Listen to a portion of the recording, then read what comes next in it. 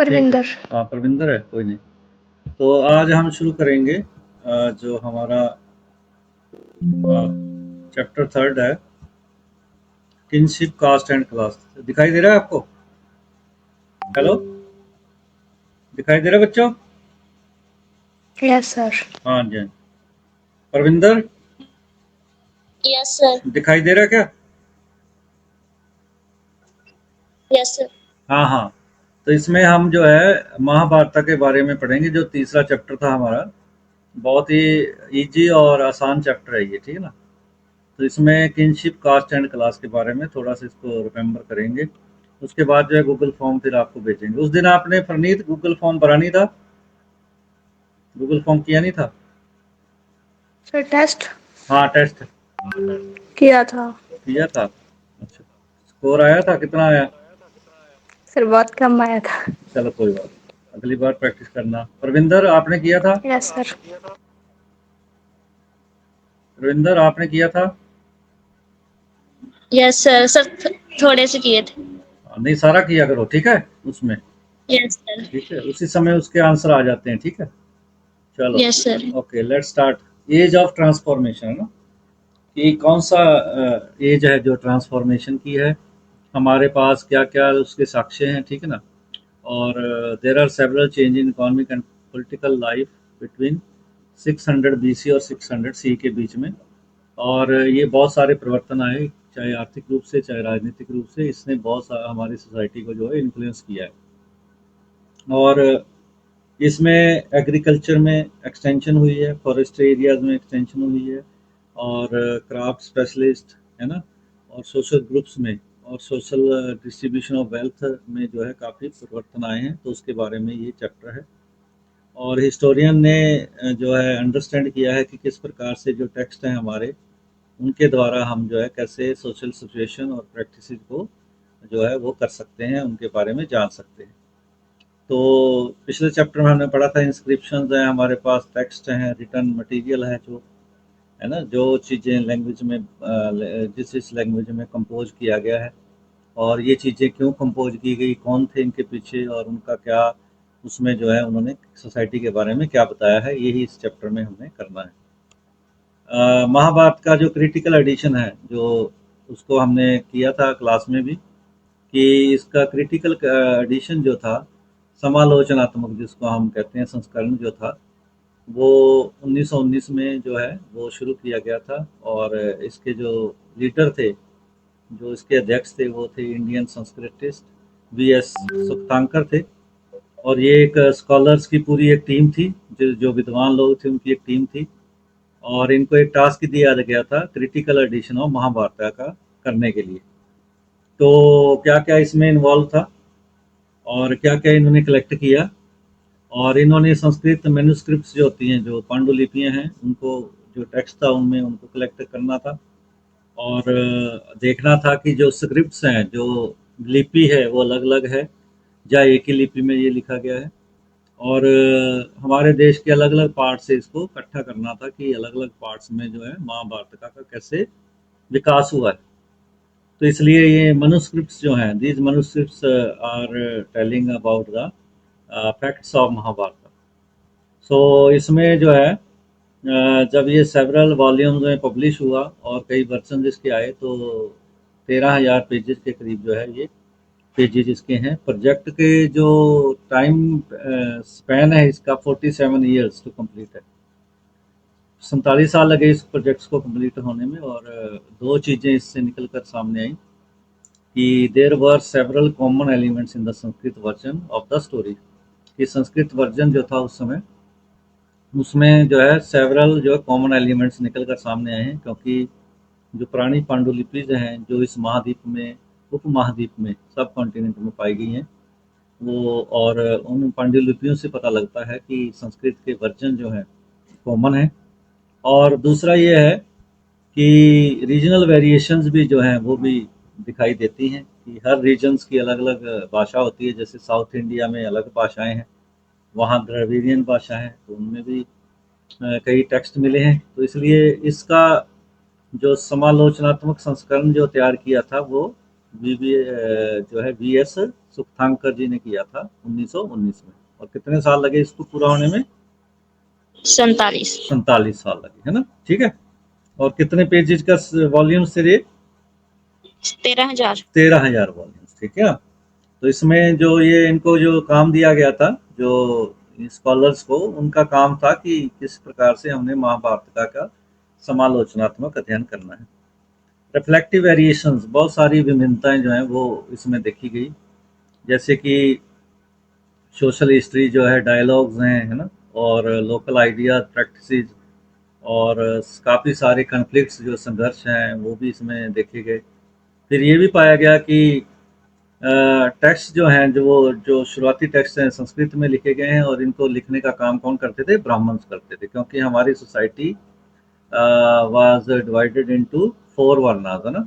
The Brahmanas are the occupation of Brahmanas were only the educate, ठीक है ना। Education से रिलेटेड ब्रह्मा का जो ऑक्यूपेशन था। क्षत्रिय, दे वर रूलर्स, है ना।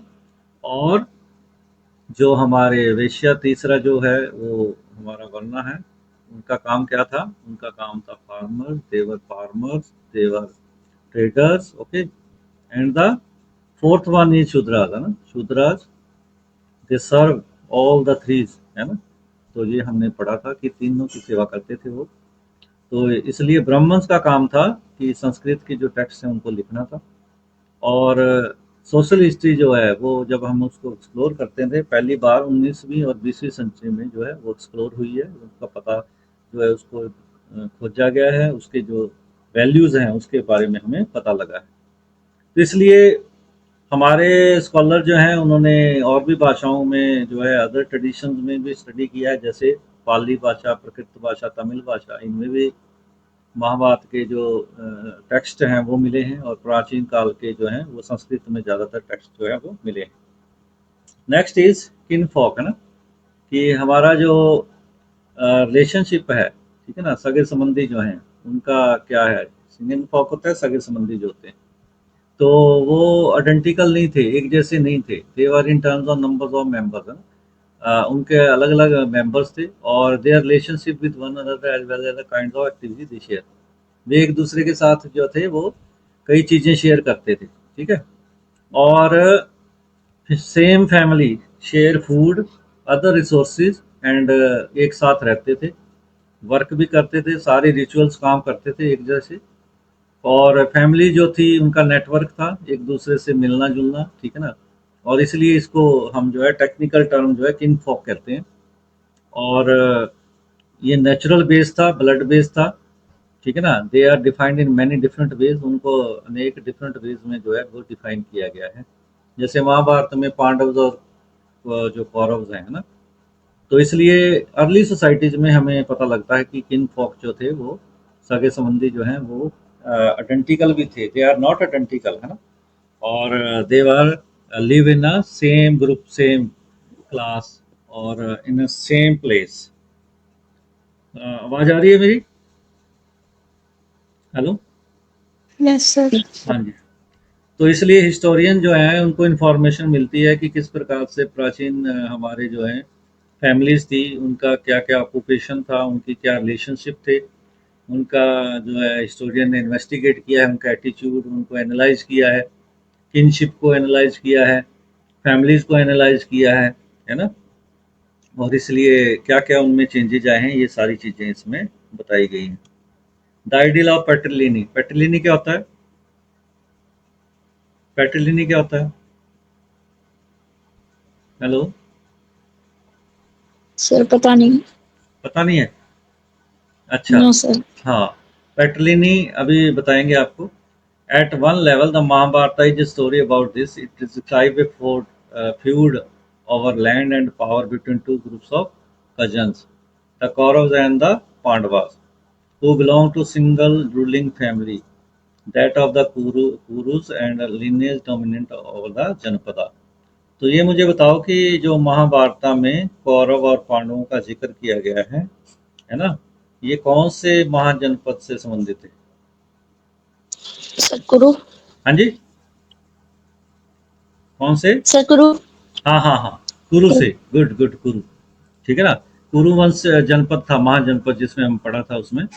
और पैट्रिलिनी का अर्थ इससे संबंध है कि किस प्रकार से पितृसत्तात्मक वंश से होता है, पिता का वंश होता है ना?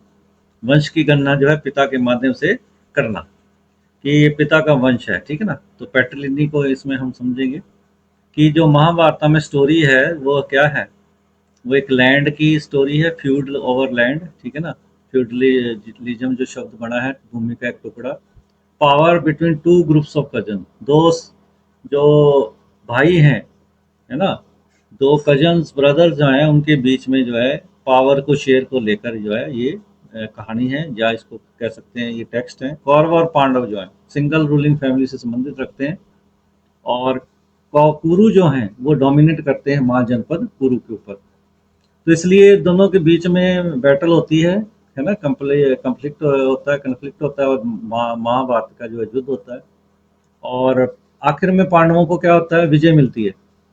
तो इसलिए पैट्रिलिनियल सक्सेशन वाज प्रोक्लेम्ड, है ना, पितृसत्तात्मक जो है जो सत्ता है उसको प्रोक्लेम्ड किया जाता है। और इस एपिक में, जो एपिक का मतलब यहाँ महाभारत जो है, महाभारत जो है वो क्या कहती है, वो इसको बताती है कि किस प्रकार से पैट्रिलिनी की जो विचारधारा थी, या पैट्रिलिनी जो रिफ्लेक्शंस है वो किस प्रकार से उस समय थी।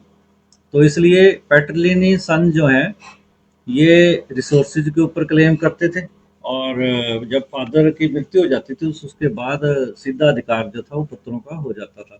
तो इसको हम कहते हैं पैट्रिलिनी। पैट्रिलिनी का मतलब है वंश की गणना पिता के माध्यम से करना, ठीक है ना। आगे समझ बच्चों?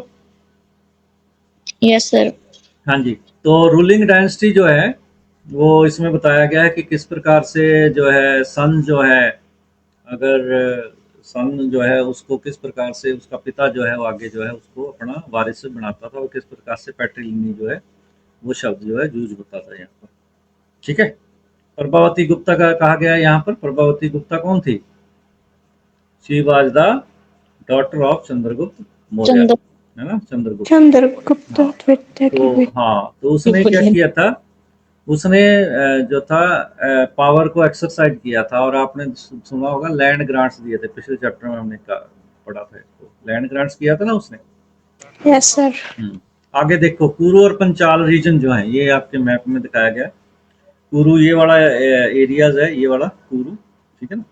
हस्तिनापुर है ये, इंद्रप्रस्थ दिल्ली वाला ये जो इलाका है, यहाँ हरियाणा के साइड का ये कुरु का इलाका है। तो ये सारी क्या है, ये महाजनपद के बारे में उस समय बताया गया। वाई किन फॉक क्विरल्ड, मतलब जो सगे संबंधी तो क्यों आपस में लड़ते थे, ठीक है ना। तो इसमें बताया गया महाभारत में कि कौरव और पांडव जो थे उनके बीच में जो है किस प्रकार से कन्फ्लिक्ट हुआ, जो हम पहले पढ़ चुके हैं। Kauravs were the sons of Dhritarashtra and the Pandavas were the cousin, है ना।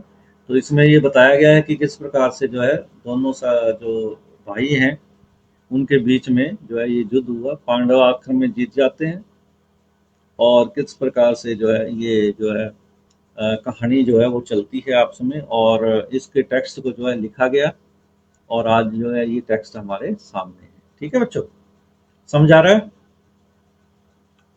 Yes sir. तो ये स्टोरी आपने पढ़ी रखी है इसमें, कि किस प्रकार से कौरव और पांडव जो है वो आपस में जो थे वो उनका संबंध था, तो किस प्रकार से उनके बीच में जो है एक कन्फ्लिक्ट हुआ। कन्फ्लिक्ट जो है एक महाभारत का युद्ध के रूप में बदला, और किस प्रकार से जो है आखिर में जो है पांडवों की जीत होती है। Types of marriages. Endogamy, endogamy क्या होती है? Marriage within a unit, this could be a kin group, caste और a group living in the same locality, एक ही गोत्र के बीच में विवाह, तो इसको कहते हैं अंतर विवाह। अंतर विवाह बोलते हैं ना इसको, अंदर, ठीक है ना। Hello, yes sir. हाँ। और एक्सोगेमी क्या होता है? बहिर्विवाह, बाहर का, मैरिज आउटसाइड द यूनिट, है ना, उस गोत्र Yes, से, sir. हाँ, उससे बाहर का जो है वो विवाह को कहते हैं। पॉलीगेनी क्या होता है? सर जिसमें बोलो। ज्यादा। हाँ, पॉलीगेनी का मतलब होता है मैन हैविंग सेवरल वाइफ्स, एक आदमी की बहुत सारी पत्नियां। और पॉलीएंड्री क्या होता है? Women having बहुपति। सेवरल, हाँ, बहुपति विवाह, ये होता है बहुपत्नी विवाह। और ये होता है बहुपति विवाह। तो किसके अंदर था बहुपति विवाह, कौन से इसमें पढ़ते हैं हम, किस टेक्स्ट में पढ़ते हैं हम पॉलीएंड्री? द्रौपदी के केस में पढ़ते हैं ना हम। द्रौपदी, यस। हाँ, द्रौपदी के केस में महाभारत में पढ़ते हैं ये चीजें, है ना। तो ये किस प्रकार से ये चीज़ों को जो है इसमें बताया गया है कि टाइप्स ऑफ मैरिजेज कितनी होती थी। ये हमारे जो धर्मसूत्र और धर्मशास्त्र हैं उसमें इन चीज़ों को बताया गया है कि मैरिजेज 8 प्रकार की हैं, 8 प्रकार की हैं, और first four marriages were considered as good. पहली जो 4 मैरिजेज थी वो क्या थी, अच्छी मैरिजेज थी, बढ़िया मैरिजेज थी। हाँ, ठीक है ना। और अब बाकी 4 नहीं। हाँ, 4 नहीं थी, है ना। तो इसलिए ये ब्राह्मणिकल नॉर्म्स के हिसाब से थी। ब्राह्मणिकल जो नॉर्म है, ब्राह्मणीय विचारधारा के जो नियम है उनके अनुसार जो है 8 प्रकार के मैरिजेज का जिक्र किया गया है। मैरिजेज अकॉर्ड्स, मैरिज समझौता जो है, 8 फॉर्म्स ऑफ मैरिजेज, है ना। आपकी बुक में भी दिया गया है कि 8 प्रकार की मैरिजेज हैं, और किस प्रकार से 4 जो मैरिजेज हैं वो बेस्ट मैरिजेज जो है उनको मेंशन किया गया है। First, fourth, fifth and sixth forms of marriages from the Manusmriti, ये दिया गया है इसमें। पहली जो है, the gift of a daughter after dressing her in a costly clothes and honouring her with persons of jewel to a man learned in the Veda whom the father himself invites. मतलब पहला जो विवाह है वो है कि gift of a daughter after dressing, costly clothes के अंदर उसको हॉनरिंग करना और उसको ज्वेलरी वगैरह पहनना, और एक आदमी ऐसा जो वेदों को जानता हो उसके साथ उसकी शादी करना। और फोर्थ जो है, gift of a daughter by the father, ठीक है ना, फादर के द्वारा उसको जो है कन्यादान। After he has address the couple with the text may both of you perform your duties together and has shown honour to the bridegroom, ठीक है ना। तो जो कन्यादान करता है पिता अपनी बेटी के लिए, ठीक है ना, ये फोर्थ प्रकार का। फिफ्थ है, when the bridegroom receives A maiden after having given as much wealth as he can afford the kinsman kinsman and the the bride herself according to his own will। पांचवें जो fifth प्रकार की है, ये इसमें दुल्हा जो है वो रिसीव्स एक जो है पहले प्रकार का जो है वो वेल्थ जो है उसको अफोर्ड करता है, और उसके बाद जो है ब्राइड जो है herself according to his own will के अनुसार, अपनी इच्छा के अनुसार जो है उसको एक्सेप्ट करती है। और सिक्स्थ जो है, the voluntary union of a maiden and her lover which springs from desire, कि आपस की इच्छा के अंदर दोनों का, है ना, लवर और उसके बीच में जो है शादी का जो बंधन है, ये मैरिजेज अकॉर्ड है, ये समझौता होता था मैरिजेज का। ये 4 प्रकार का यहाँ पर बताया गया है, फर्स्ट, फोर्थ, फिफ्थ और सिक्स्थ प्रकार का। और किस ग्रंथ में ये मेंशन है, क्वेश्चन पूछेगा वो, marriages cords were mention in which text, किसमें? मनुस्मृति। मनुस्मृति। मनुस्मृति, है ना। Gotras, what are the gotras, गोत्र जिसको हम गोत बोलते हैं, पंजाबी में गोत बोलते हैं। ब्राह्मणिकल प्रैक्टिस में 1000 BC के onwards classify people in terms of gotras, है ना। ब्राह्मण्स ने गोत्रा के अंदर लोगों को क्लासीफाई कर दिया। हर एक गोत्रा का नाम जो है वैदिक ऋषि के नाम से था, और उसके जो है डिसेंट्स के अनुसार था। और 2 रूल्स अबाउट गोत्रा वर पार्टिकुलरली इम्पोर्टेंट। 2 रूल्स जो थे वो गोत्र के लिए बहुत ही फेमस थे। पहला क्या था, womens were expected to give up their fathers gotra, women जो थी वो उसके फादर के गोत्रा को जो है एक्सपेक्ट कर सकती थी। And the adopt that of their husband on marriage, शादी से पहले क्या था, जो विमेन है उसकी फादर का गोत्र का यूज करती थी औरत जो है, लेकिन आफ्टर मैरिज किसका गोत्र यूज करती थी वो, बोलो, पति का। पति का। और एक ही, हाँ, और एक ही, हाँ, और एक ही गोत्र के लोग आपस में शादी नहीं कर सकते थे, ठीक है ना, ये क्लियर होगी बात। दूसरी बात ये है कि one way to find out whether this was commonly followed is to consider the names of men and women। which were sometime derived from the Gotra name. Lineages such as the Satwan, who ruled over parts of Western India and the Deccan, 2nd century BC to 2nd century C. लेकिन ऐसा commonly जो है followed किया जाता था, लेकिन कुछ cases में, जैसे कि हम सातवान जो राजा थे उनके केस में अगर पाते हैं तो हम देखते हैं कि सातवान जो थे उनके केस में माता का नाम जो है वो पहले रखता था, जैसे गौतमी पुत्र शातकर्णी, ठीक है ना। गौतमी पुत्र शातकर्णी कौन था, किस वंश का राजा था, किस वंश का शासक था, सातवान। सातवान वंश का शासक, ठीक है ना। तो कई ऐसे इंस्क्रिप्शन से हमें इनके बारे में पता लगता है, हिस्टोरियन के जो है वो हमें बताते हैं, फैमिलीज की जो समझौते हैं, मैरिजेज हैं, उनके बारे में हमें बताते हैं। Next is songs of Gautami, ये आपके बुक में दिया हुआ है किस प्रकार से इंस्क्रिप्शन में जो है वो गौतमी पुत्र जो है शातकर्णी का जो है वो इंस्क्रिप्शन में बताया गया है। तो इसमें सातवां रूलर जो है वो लिखता है उसमें कि राजा को किस प्रकार से इसमें संबोधन किया गया है, ये पढ़ लेंगे आप। नेक्स्ट इज रिकंस्ट्रक्ट, किस प्रकार से हम जो है रिकंस्ट्रक्ट कर सकते हैं। सम ऑफ द सातवां rulers were polygamous, an examination of the names of women who married सातवां रूलर इंडिकेट्स आएगा यहाँ, इंडिकेट्स नहीं है, और that many of them had names derived from gotra such as Gautama and Vashishtha their fathers gotra. सातवां ruler में हमें बताया गया है कि किस प्रकार से उसके माता का नाम और उनके जो है रूलर्स के जो है गोत्रस के साथ गौतमा और वशिष्ठा फादर के गोत्र जो हैं उनको किस प्रकार से उनसे ये जो है ये लिया गया है। बहुविवाह जो है, बहुलिंगी, पॉलीगोनस का मतलब होता है बहुविवाह, बहुविवाह का मतलब है एक पुरुष कई महिलाओं से विवाह करता है, ठीक है ना।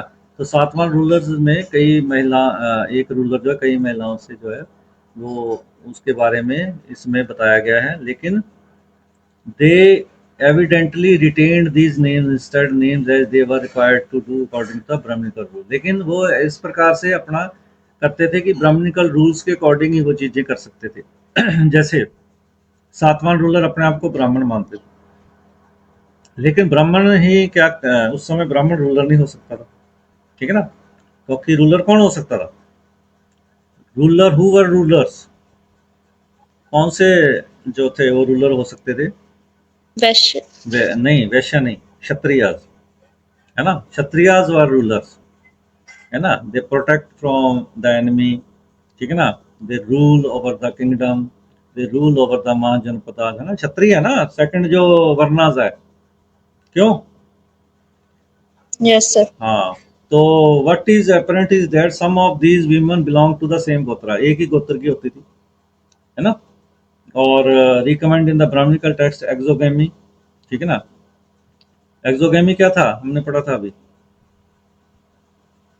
बोलो शाबाश, एक्सोगेमी क्या था, है बच्चों, हेलो बोलो, बहुपत्नी। हाँ जी, हाँ, बहिर्विवाह, बाहर विवाह करना, है ना, क्यों, अपने, हेलो, यस सर। अपने जो भी वंश है या अपने गोत्र से बाहर विवाह करना, ठीक है ना, उसमें एक्सोगेमी जो ब्राह्मणिकल ट्रेडिशन के अकॉर्डिंग था, ब्राह्मणिकल जो टेक्स्ट में लिखा हुआ है, उन्होंने जो पूरे समाज के लिए नियम बना दिए थे, है ना। और एंडोगेमी क्या है, एंडोगेमी सर अंतर्विवाह। विद इन यस, अंतर्विवाह विद इन द ग्रुप, है ना। और ये सेवरल कम्युनिटी में साउथ इंडिया में ये चीजें प्रचलित थी, ठीक है ना, जो हमें बताते हैं क्लोज, ठीक है, किन कम्युनिटी, ठीक है ना, कि एक ही सगे संबंधियों के बीच में सच मैरिजेज थी उसमें, ठीक है ना। लेकिन कुछ चीजें ऐसी मानते हैं कि नहीं, एक ही गोत्र में शादी नहीं हो सकती थी, तो ठीक है। तो हमें ये पता लगता है कि साउथ इंडिया के जो हमारे सातवां रूलर्स हैं, है ना, उनके बारे में ये चीज़ें अलग से चीज़ें हैं, क्योंकि वहाँ तो सातवान जो है वो ब्राह्मण है, अपने आप को मानते हैं, तो वहाँ पर ये रूल जो है वो एक अलग तरीके से जो है डिफाइन हो रहा है। ठीक है ना बच्चों? तो इसलिए मदर्स इम्पोर्टेंट थी क्या? हाँ, मदर इम्पोर्टेंट थी। किसके Yes, केस में sir. मदर? हाँ, किसके केस में इम्पोर्टेंट थी? सातवां रूलर के केस में इम्पोर्टेंट थी। मेट्रोनिम्स का अर्थ होता है कि माता जो है, मेट्रो, है ना, आइडेंटिफाइड थ्रू मेट्रोनिक्स। मेट्रोनिक्स का मतलब है माता के नाम के कारण जाना जाना। ठीक है ना? ठीक है। और ऑल्दो दिस में suggest that mother were important, क्योंकि मदर जो थी वो बहुत इम्पोर्टेंट थी। क्यों इम्पोर्टेंट थी? क्योंकि सातवां रूलर जो थे वो अपनी माता का नाम जो था वो अपने नाम के आगे लगाते थे। जैसे गौतमी पुत्र शातकर्णी, गौतमी का पुत्र कौन? शातकर्णी। आगे देखिए, ये है ये सातवां ruler and his wife. This is one of the rare sculpture description of rulers on the wall of cave to Buddhist monk. Buddhist monk के द्वारा जो है ये एक इंस्क्रिप्शन है, स्कल्पचर है, स्कल्पचर मूर्ति का डिपिक्शन है, और इसमें सातवां रूलर और उसकी वाइफ को दिखाया गया है। आगे देखिए, मैट्रिलिनियल मदर एडवाइस। महाभारत में जो है मदर की एडवाइस, ये आपकी बुक में दिया हुआ है। बैटल सीन है, ये कौन सी बैटल का सीन है ये बच्चों? हेलो, महाभारत. हाँ जी, कौन सी का? महाभारत का। मैट्रिलिनियल मातृवंशी है ना, ठीक है ना। तो इसमें महाभारत डिस्क्राइब किया गया है किस प्रकार से पांडव और कौरवों के बीच में जो है गंधारी जो है अपने एल्डेस्ट ब्रदर दुर्योधन को अपील करती है, ठीक है ना, कि जो है ये दुर्योधन जो है वो कोई बात नहीं सुनता है उसकी, ठीक है ना, ठीक है, क्योंकि उसके ऊपर क्या अहंकार बढ़ा हुआ है, ठीक है। तो इसलिए अहंकारी आदमी जो है वो जल्दी ही उसका नाश होता है। तो इसलिए अंत में किसका पतन हो गया या किसका अंत हो गया? किसका अंत हो गया बच्चों? बोलो, पांडवों का या कौरवों का? महाभारत के युद्ध में, हाँ, कौरवों का, ठीक है। ये सोशल एक हायरार्की दिखाई गई है, जिसमें पहले जो मैंने बता दिया आपको कि किस प्रकार से हमारे धर्मसूत्र और धर्मशास्त्र में जो है सोशल कैटेगरीज बताई गई है। जैसे राइट ऑक्यूपेशन बताया गया इनका कि धर्मसूत्र और धर्मशास्त्र में हमारे ऑक्यूपेशन बताए गए 4 वर्णास के। पहला है ब्राह्मणास। ब्राह्मणास का क्या काम है? Were suppose to study and teach the Vedas, ठीक है, वेदों को पढ़ना, ठीक है ना, और उनके द्वारा दिए गए मार्ग पर चलना और लोगों को बताना और गेट सेक्रीफाइस परफॉर्म करना और गिफ्ट रिसीव करना, ये उनके काम थे। क्षत्रियाज दे वर एंगेज इन वारफेयर, युद्ध में एंगेज रहते थे। प्रोटेक्ट पीपल, ठीक है ना, एडमिनिस्ट्रेट करना, राज करना, जस्टिस देना लोगों को, वेदास को पढ़ना, सेक्रीफाइस करना, ये उनका काम था। वेश्याज जो थे वो एग्रीकल्चर प्रैक्टिसेज में, ठीक है ना, पशुपालन में, ट्रेड में, कमर्शियल एक्टिविटी में इन्वॉल्व थे। Shudras serving the other 3 higher varnas, तीनों वर्णों की, ब्राह्मण, क्षत्रिय और वैश्य की सेवा करना शूद्रा का काम था। तो ये 4 कैटेगरीज हैं, सोशल हायरार्की है। आगे है justified claims. The evolve 2 or 3 strategies for enforcing following norms. वर्ण order was of divine origin. ये माना जाता था कि जो वर्ण है वो भगवान द्वारा दिया गया ओरिजिन है उनका, भगवान ने उनको ओरिजिन किया है, भगवान का ऑर्डर है ये। They advise king to ensure that these norms were followed with their kingdom.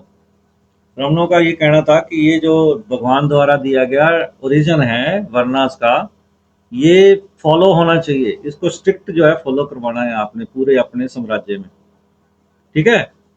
और ये माना गया था कि हर एक बंदे का जो स्टेटस है वो डिटरमिन्ड बाय बर्थ है, ठीक है ना, जिस वर्णास में वो पैदा होगा उसी के अकॉर्डिंग उसे काम करने पड़ेंगे, उसी के अकॉर्डिंग जो वर्णास की ड्यूटीज हैं उसको फॉलो करना पड़ेगा।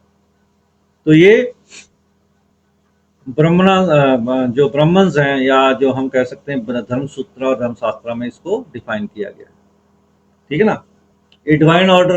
Brahmas often cited a verse from a hymen in the Rigveda known as the पुरुषसुक्ता से ऋग्वेद के हाइमन्स में जो है उसमें पुरुषसुक्ता में से लिया गया है, और उसमें बताया गया है कि किस प्रकार से यूनिवर्स ने जो है उसकी स्थापना हुई, और किस प्रकार से ये जो ऑर्डर है, डिवाइन ऑर्डर है, तो जो भगवान ने इसको ऑर्डर को दिया है।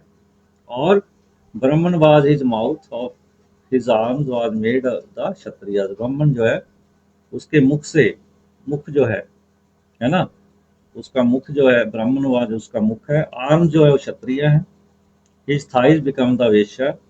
उसके जो जांग हैं, ठीक है ना, ब्रह्मा के जो ब्रह्मा है उसका माउथ जो है, ठीक है ना, सिर क्या है, सिर जो है वो क्या है, वो ब्राह्मण है, ठीक है ना। आर्म जो हैं वो क्षत्रिय हैं, जो जांगे हैं उसके वो वैश्य है, और फीट कौन है, शूद्राज, ठीक है ना। तो इस प्रकार से उसकी उत्पत्ति हुई है, हम ये कह सकते हैं।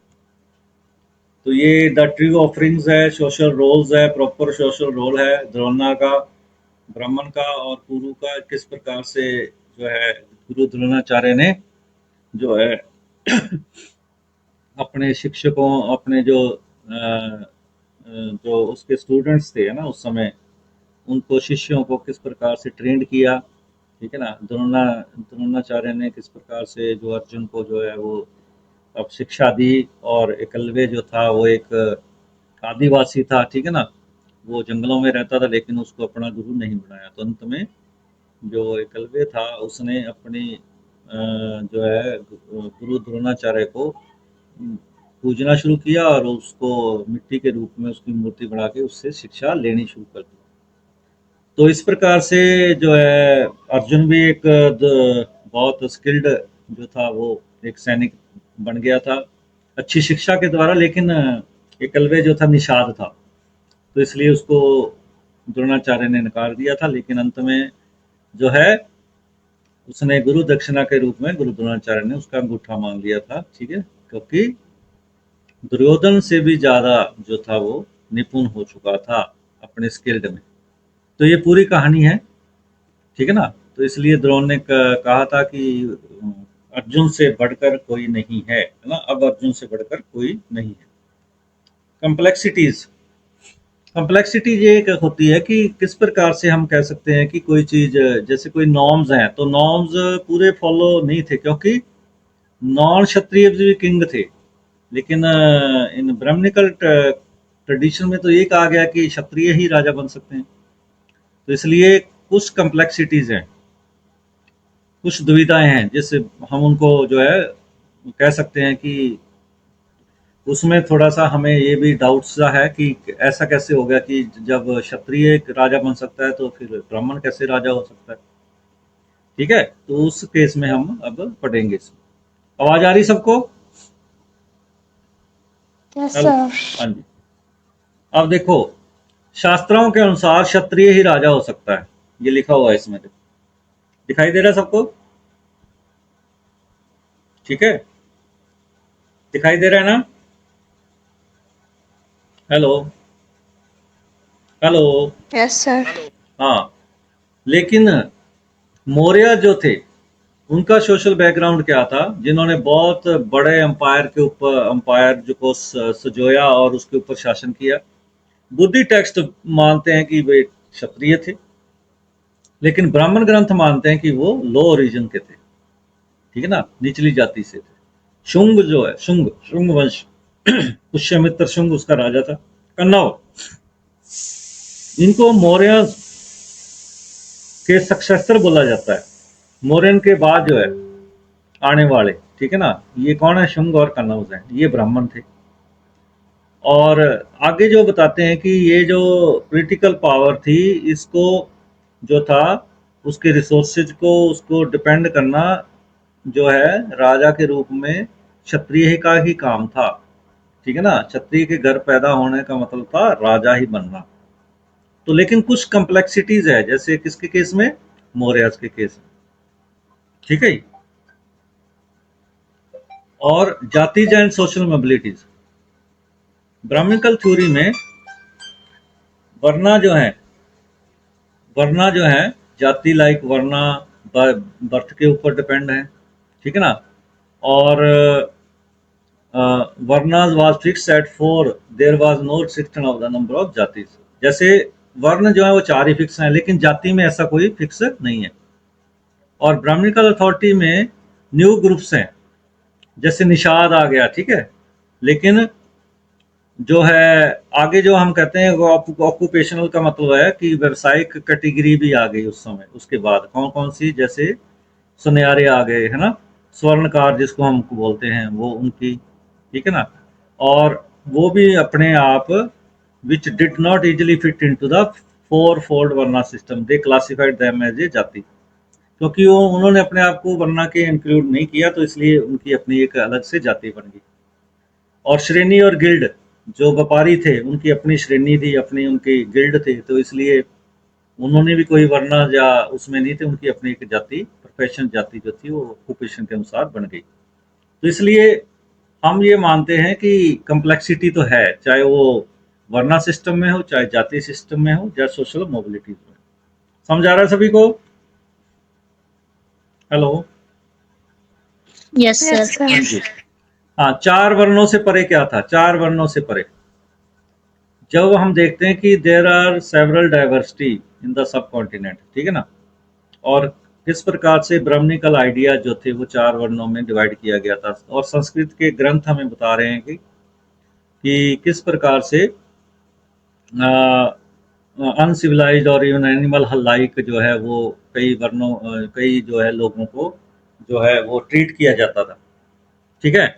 जैसे फोर्स ड्वेलर्स जो थे, और हंटिंग और gathering important means of subsistence, ठीक है ना। उस समय जंगलों में रहने वाले लोग भी थे, शिकार करने वाले लोग भी थे, ठीक है ना। उनका भी एक अलग से अपना सिस्टम था, वो भी वर्णों से बाहर थे। लेकिन दूसरी तरफ क्या था, ब्राह्मणिकल जो थे वो उनका ये मानना था, एक मिनट रुको, हेलो, बढ़िया जी, हाँ जी,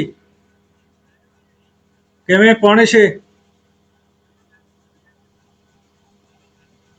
हाँ 5:30 तो बाद करांगे, ठीक है, किवें,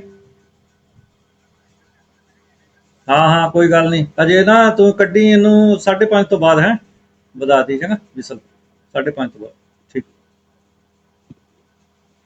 तो दे डिवाइड बाय अनटचेबल, कुछ लोग ऐसे थे जो ब्राह्मणिकल शूद्राज तो थे 4 वर्णों में, लेकिन उससे भी नीचे जो एक वर्ण जो हम कह सकते हैं कि सोशल कैटेगरी थी, वो थी अनटचेबल, ठीक है ना।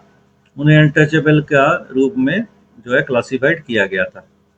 और ये जो अनटचेबल थे ये गांवों से बाहर रहते थे, आपने देखा होगा। और ये इन्हें चंडाल कहा जाता था, ठीक है ना। सबसे निचले पायदान पर थे ये, डेड एनिमल्स की तरह जो है handling corpse and dead animals को जो है वो दफनाते थे या उसका संस्कार करते थे। और जो आदमी मर जाता था, डेड हो जाता था, उसी के ही कपड़े वगैरह ये पहनते थे, उन्हीं के बर्तनों में खाना खाते थे। तो ये बहुत ही एक हमारे समाज का एक धब्बा है कि उस समय जो है एक अलग से जो कैटेगरी थी वो उसका नाम था, जो बॉटम पर थी, चंडाल, जिसका नाम था चंडाल। और ये है मेंडिकेंट सीकिंग आर्म्स, डिपिक्शन है, ये आपकी बुक में दिया गया। चंडाल कौन थे, उनके क्या क्या कार्य थे, ये सारा इसमें दिया गया है। Beyond birth resources and status, ठीक है, कि बर्थ से परे रिसोर्सेज और स्टेटस क्या था। नीचे दिया गया है gender access to property, issues of ownership foregrounded in stories such as games of dice between Duryodhan and Yudhishthir also figure in the धर्मशास्त्र। धर्मशास्त्र और धर्मसूत्र में बताया गया है कि ऑनरशिप के लिए, ठीक है ना, कि अपने आप को उस तक पहुंचाने के लिए, अपने आप को एक समाज में प्रतिष्ठित करने के लिए डाइस, एक शतरंज खेली गई दुर्योधन और Yudhishthira also figure in the Dharmasutra and Dharmashastra के बीच में, ठीक है ना। और ये जो गेम खेला गया इसमें जो है वो द्रौपदी को जो है जीता गया था, किसके द्वारा? दुर्योधन द्वारा। According to Manusmriti, the paternal estates was to be divided equally among the sons after death of parents. Manusmriti के अनुसार कि मृत्यु के बाद जो है इक्वली डिवाइड किया जाता है, जो है माँ बाप की जो संपत्ति है उसको इक्वली डिवाइड किया जाता है, ठीक है। और पैटर्नली होता है पिता के, पितृवंशीय, ठीक है। आगे है varnas and access to property. According to Brahmanical text another regulating access to wealth was varna. Brahmanical text के अनुसार जो वर्ना 4 प्रकार के हैं उसमें जिक्र किया गया कि किस प्रकार से वेल्थ के ऊपर जो था वो अधिकार था। और धर्म सूत्रों और धर्म शास्त्रों में भी ये बताया गया है कि किस प्रकार से वर्ण ऑर्डर को फॉलो करने के लिए कहा गया था, राजा को कहा गया था कि इस फॉलो करवाया जाए, इन जो वर्णास के जो रोल्स हैं उसको फॉलो करवाया जाए। Sharing wealth and alternative social scenario, किस प्रकार से शेयरिंग किया जाए वेल्थ को।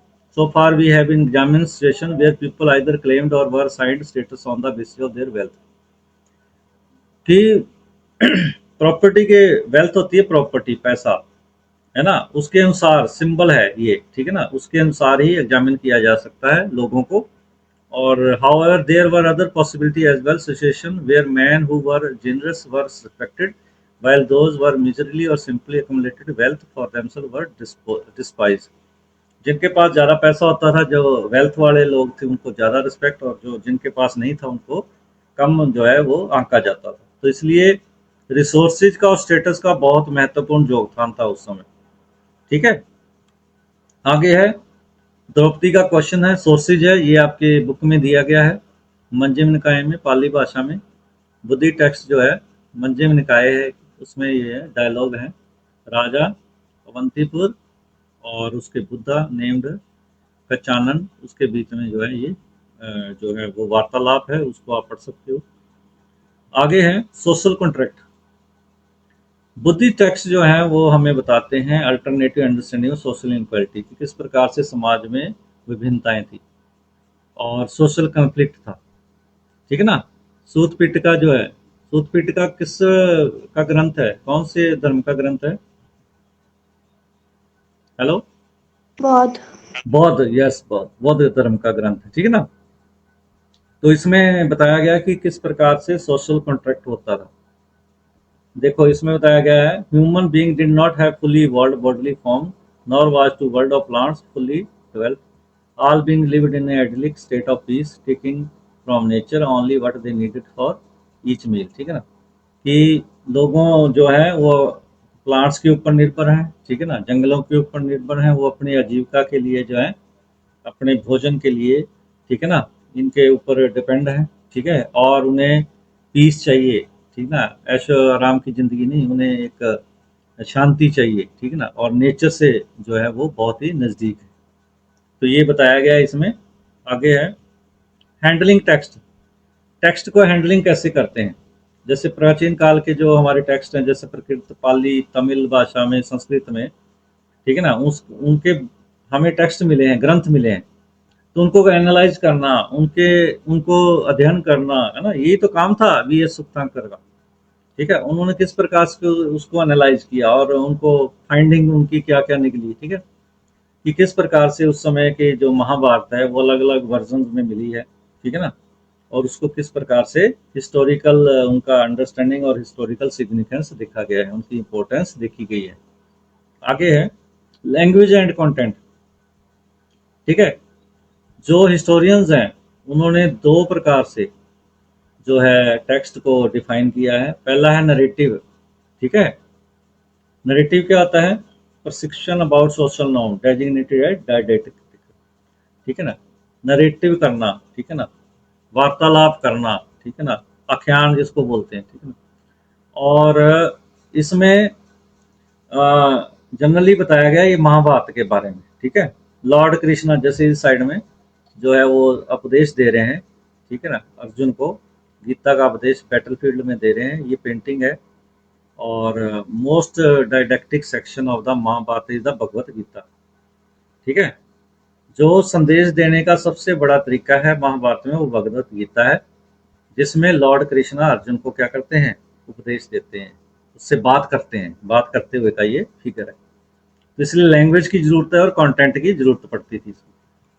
हु राइट द टेक्स्ट, कौन लिखते थे टेक्स्ट, सूताज, चैरियटर बार्ड्स जिन्हें कहा जाता था। ठीक है ना, चैरियटर बार्ड्स कौन थे, बार्ड सारथी जिन्हें बोला जाता था। वो राजा के साथ युद्ध क्षेत्र में जाते थे और वहां पर जाकर जो है वो राजा के द्वारा जो अचीवमेंट की जाती थी उनको स्टोरी के रूप में और उनको राइटिंग के रूप में लिखते थे। उन्हें बार्ड सारथी बोला जाता था। ठीक है बच्चों, और महाभारत का सबसे बड़ा एपिक है हमारा, जो हमें बताता है बैटल्स के बारे में, जंगलों के बारे में, महलों के बारे में, सेटलमेंट्स के बारे में। और 1951 से 52 के बीच में बीबी लाल जो थे उन्होंने हस्तिनापुर मेरठ के नज़दीक जो है उसकी खोज की थी, उसको उत्खनन किया था और उसके बाद जो है was the Hastinapur of the epic. और name could be coincidental, the location of the site in the upper Ganga Doab, Ganga Doab क्षेत्र में है ये, कुरु किंगडम में था ये। ठीक है ना, हस्तिनापुर जो था, तो उसके बारे में कुरु टेक्स्ट में दिया गया है इसके बारे में। तो ये पॉलीएंड्री है, ठीक है ना, द्रौपदी मैरिज, ठीक है ना, बहुपत्नी जो है वो।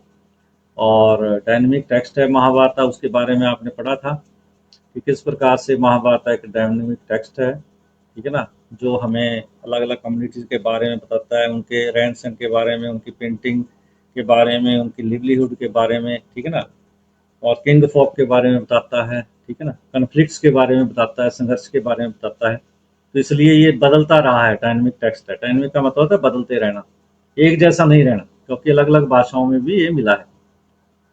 तो ये पांडव और उनके बीच में फॉरेस्ट के बीच जो है उनके बारे में बताया गया है। ठीक है ना, समुद्र गुप्ता की प्रयाग प्रशस्ति में प्रेज की गई है। ये टाइमलाइन है आपका, ये आप कर लेंगे बच्चों।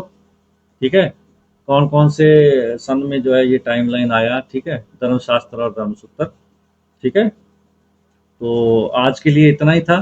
ठीक है, तो जो है I hope that you all were know about all the things about this chapter. So any question from your side, you can free feel free to ask me. कोई है क्वेश्चन आपका?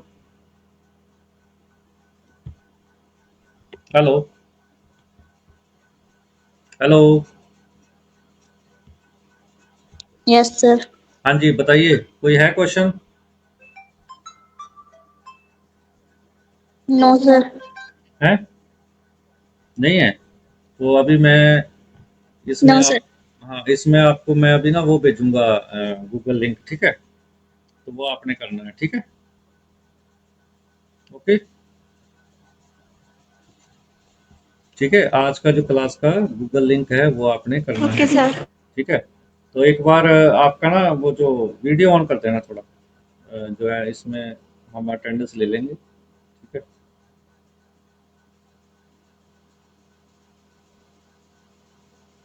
जी भेज रहा हूँ मैं।